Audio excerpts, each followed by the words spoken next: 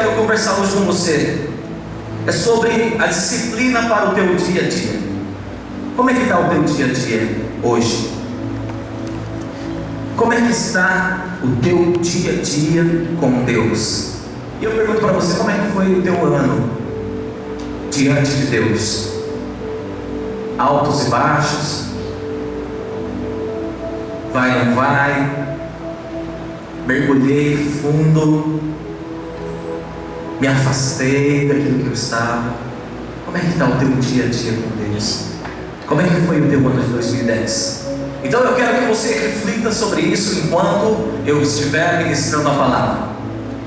Uma das estratégias de Satanás para a igreja, para os jovens de hoje, é mantê-los ocupados, preocupados, mantê-los distraídos e cheios de atividades. Satanás quer que você fique o dia inteiro ocupado com coisas e coisas e coisas e não tenha tempo para Deus.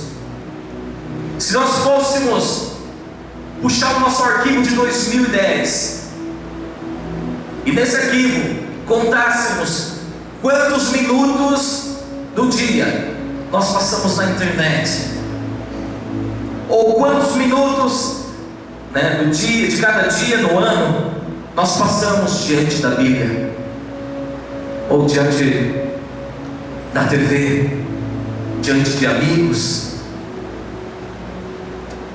diante de Deus. Pense comigo, em que lugar estaria o seu tempo com Deus? Em primeiro lugar? Em 30º lugar? Quanto tempo você passa por dia no Twitter? Enquanto eu estou falando aqui, tem gente tweetando agora. Quanto tempo você passa diante do Orkut, do MSN, do cinema? Quanto tempo você gastou nesse ano diante de Deus? Então você diz para mim: não, você está enganado. Eu não faltei um culto de sábado durante o ano todo. Eu estive na maioria dos cultos de domingo à noite. Escola dominical também, eu vim assiduamente nas escolas dominicais. Eu separei esse tempo para Deus. Eu estive lá na igreja. Se a tua vida com Deus se baseou em vir à igreja, em frequentar os cultos, e somente isso, fora disso mais nada, ou tão pouquinho assim, eu quero dizer que esses tempos que você passou no culto, dentro da igreja, dentro de acampamentos, congressos, não produziu frutos na tua vida. O fato de você viver entre as quatro paredes religiosas, o fato de você louvar, cantar, pular, dançar aqui nesse lugar, não quer dizer que você teve tempo para Deus. Agora pensa naquele irmão que durante esse ano se distanciou de Deus. Puxa vida, o cara foi no Cason, o cara foi no Mistérios, o cara foi no Kadosh, o cara foi em todos os acampamentos, estava em todos os cultos do Locomotivo. O cara estava ali correndo atrás, ajudando. Depois ele vinha para o culto aqui, vinha orar, saía com a gente, saía com a gente com os violões lá no centro para adorar a Deus. Onde que ele está agora? Se nós formos perguntar para essa pessoa que você pensou agora, está distante de Deus, está frio na fé, se você for perguntar por que você se distanciou do Senhor, ele vai dizer: eu estou decepcionado com aquele cara é falso, aquela menina lá, fofoqueira, ninguém foi me visitar, tal coisa, não gostei do pastoreio do Wagner, não gostei disso, não estou gostando do louvor, está muito frio esse ar-condicionado, não tem como dar uma diminuída nesse ar-condicionado, estou congelando aqui, não sei se é só isso, as luzinhas demais, muito barulho ou pouco barulho. Ele vai ter 1000 razões para ter se distanciado do Senhor. Mas a única coisa que o fez distanciar do Senhor é que o seu dia a dia não era de Deus. Podia vir em todos os cultos, mas o dia a dia dessa vida que se distanciou do Senhor não era de Deus. A palavra de Deus diz que uma casa, quando é construída sobre areia, pode vir ventos que derrubam, pode vir tempestade que derruba, mas uma casa quando é construída na rocha, pode vir vento que não vai derrubar, pode vir tempestade que não vai derrubar, nada vai derrubar. Ele pode ter tido uma decepção com o irmãozinho ali, ele pode ter tido uma decepção aqui, pode ter sido um objeto de fofoca, mas se ele estava firme com Deus, no seu dia a dia ele não desviaria nunca.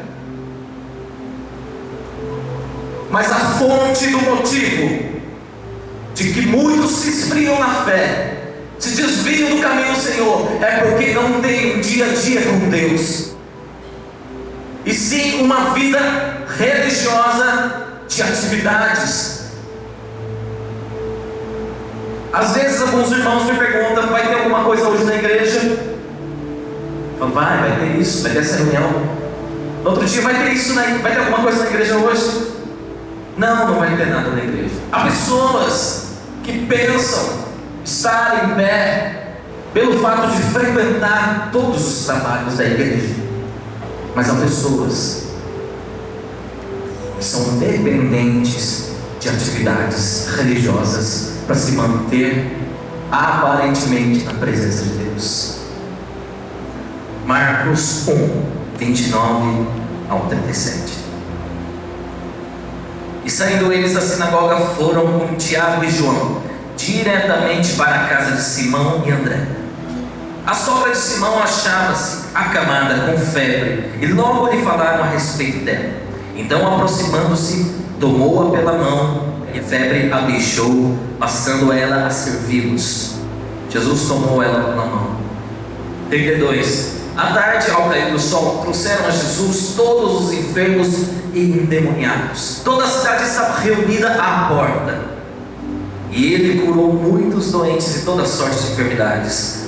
Também expeliu muitos demônios, não lhes permitindo que falassem, porque sabiam quem ele era. Tendo-se levantado a alta madrugada, saiu, foi para um lugar deserto e ali orava.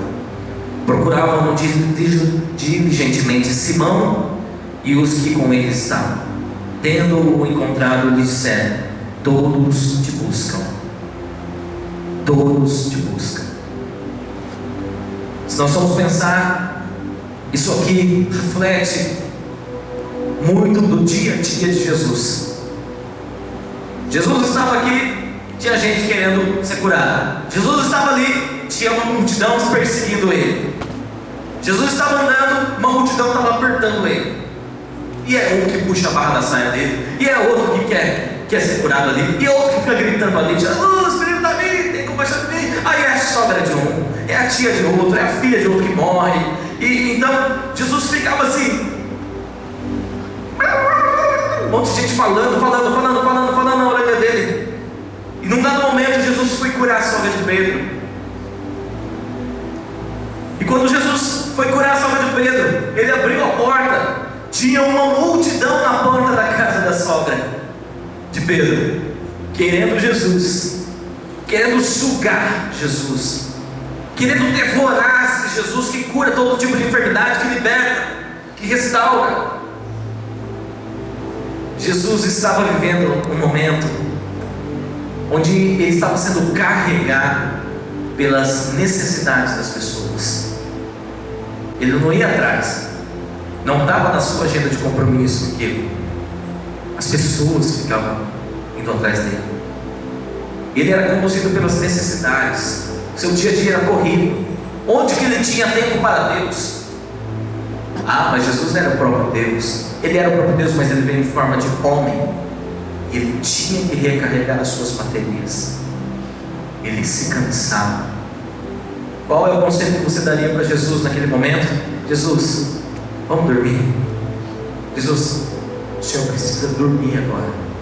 A gente despede toda essa multidão, espanta ela, manda embora, porque o Senhor precisa dormir.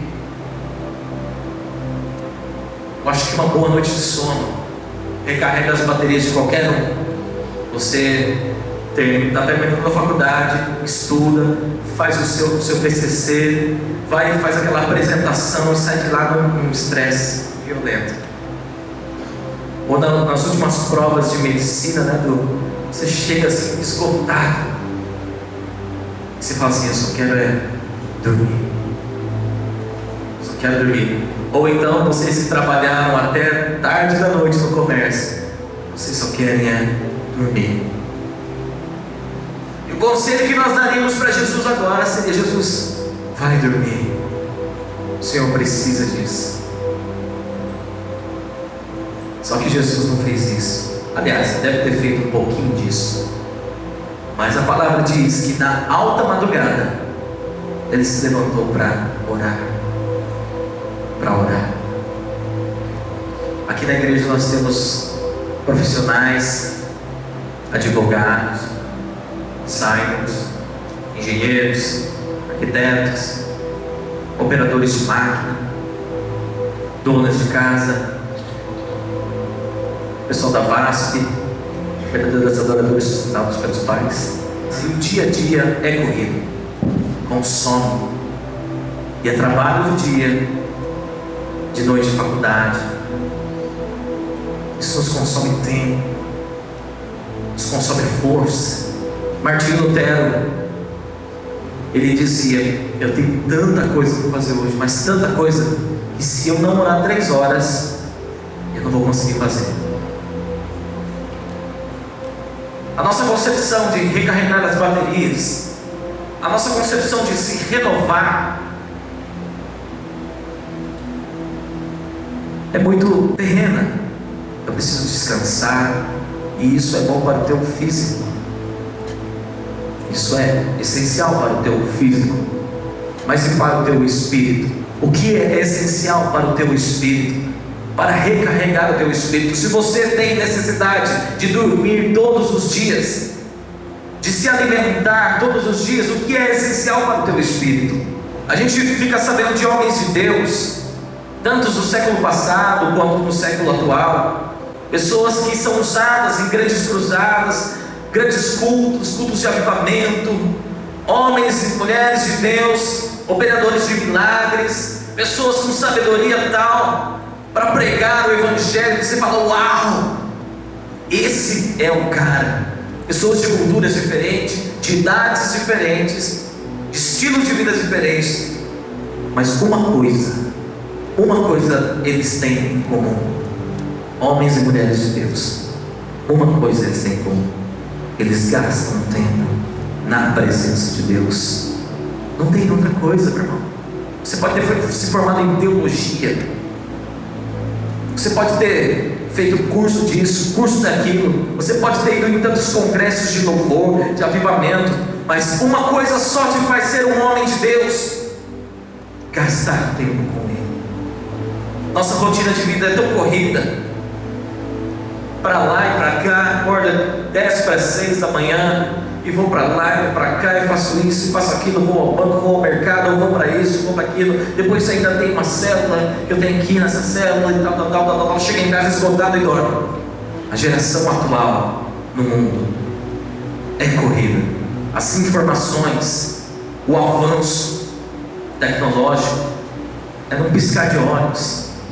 Infelizmente nós não temos orgulho e coragem de dizer que nós somos independentes de Deus, porque o nosso dia a dia, quem sabe 80% do nosso dia a dia, 90% ou 100% do nosso dia a dia está distante de Deus. Somos crentes? Somos. Cremos em Jesus? Cremos. Vou à igreja? Vou. Tenho até um ministério, mas somos independentes de Deus, porque o nosso dia a dia não tem nada a ver com Deus.